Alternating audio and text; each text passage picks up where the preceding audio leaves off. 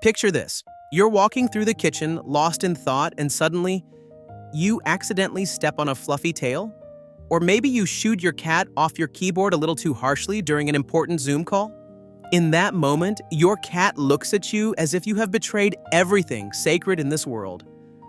But what is actually happening inside that little head? Is she plotting revenge? Is she holding a grudge that will last for years? Or is the truth much more complex and biologically interesting? Let's find out. Welcome back to the channel, where we explore the universe hidden inside our pets. Today we are diving into a delicate subject: feline grudges. Life happens.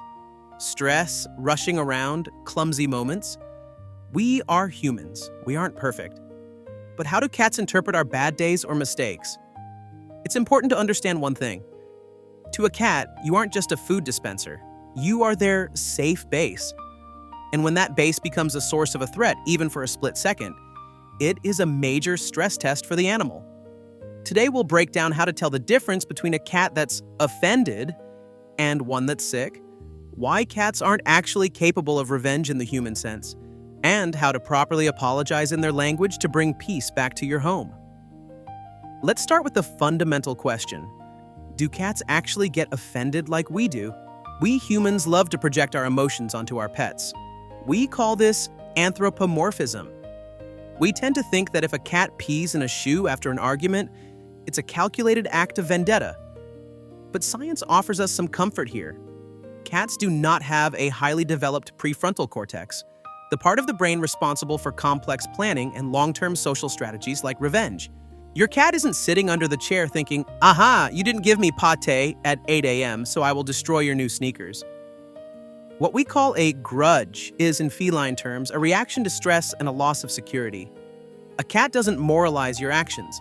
She simply remembers, "In that situation, I felt fear or pain." Her behavior is an attempt to protect herself, not to punish you. But even if your cat isn't plotting revenge, that doesn't mean she doesn't care. She feels, and she feels deeply. So how do you know if you've hurt her feelings? The first and most obvious sign is the desire for solitude.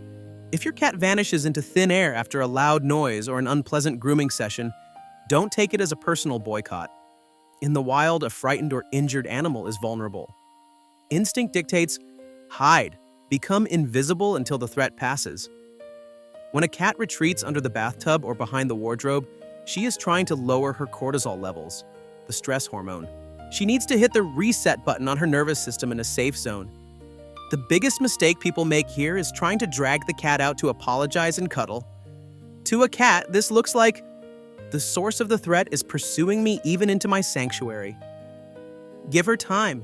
Her withdrawal isn't a punishment for you, it's self-care for her. However, sometimes the cat stays in the room, but it feels like an invisible wall has gone up between you. You call her name? Nothing. You reach out to pet her, and she pulls a matrix move, dodging your hand without even looking at you. This is the cold shoulder.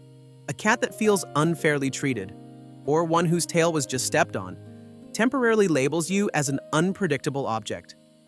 She isn't sure yet if you are safe again. In this moment, she is observing. She is scanning your movements, your tone of voice, your scent. If the incident was a one-time thing, this Cold War won't last long. But if boundaries are crossed systematically, this ignoring can become chronic. The cat simply learns to live parallel to you rather than with you to minimize risk. And let's be honest, that's a sad reality for any loving pet owner. Sometimes the cat doesn't leave, but her whole body screams, tension. Let's learn to read these signals. Cats are masters of nonverbal communication. An offended, or rather anxious, cat changes the geometry of her body. Pay attention to the ears. If they are turned sideways, what we call airplane ears, or flattened against the head, this is a sign of fear or defensive readiness. The tail is the mood barometer. If it's wrapped tightly around the body while sitting, that's a closed posture. Don't touch me, I'm in my shell. If the tip of the tail is twitching nervously while you talk to her, the irritation hasn't subsided yet. Also, look at the eyes. A squinting, hard stare, or conversely, pupils dilated like dinner plates, indicate high arousal. In this state, any sudden movement from you could trigger defensive aggression. Sometimes stress hits the basic needs, and that is a serious warning sign. Imagine you just got yelled at by your boss, or you had a big argument with your partner. You probably wouldn't want to eat a steak dinner or go dancing immediately. It works the same way for cats. Strong resentment, read stress, triggers the sympathetic nervous system, which suppresses digestion and the desire to play. The body mobilizes for fight or flight, so food is the last thing on its mind. A cat might refuse a favorite treat or suddenly stop playing if you accidentally hurt her. A crucial nuance here, if this hunger strike lasts longer than 24 hours, it's likely not about feelings, but a physical illness. But a temporary loss of appetite right after a conflict is a normal physiological reaction to emotional shock. So we realize the cat is scared or upset. What do? How do we say "I'm sorry" in a way she understands? Of course, the best advice is not to offend those who are smaller and weaker than us. But if you accidentally stepped on a paw or lost your temper, follow this protocol to rebuild trust. Step 1. The pause. Give the cat time. If she ran away, do not follow her. Your lack of pressure right now is the best gift you can give. Step 2. The soft voice.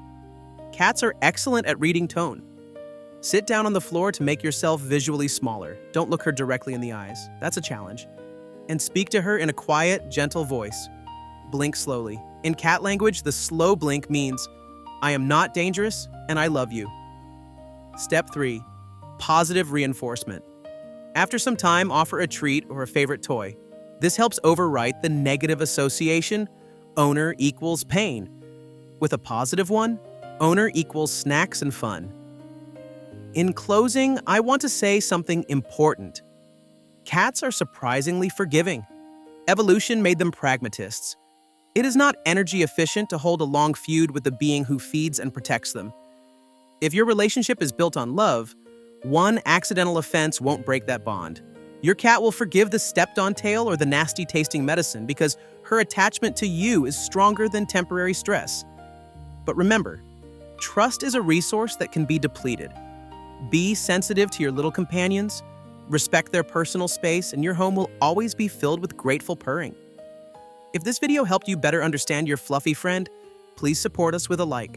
And tell us in the comments, how does your cat show you that they are not in the mood? We'd love to read your stories. Take care of your kitties and see you in the next video.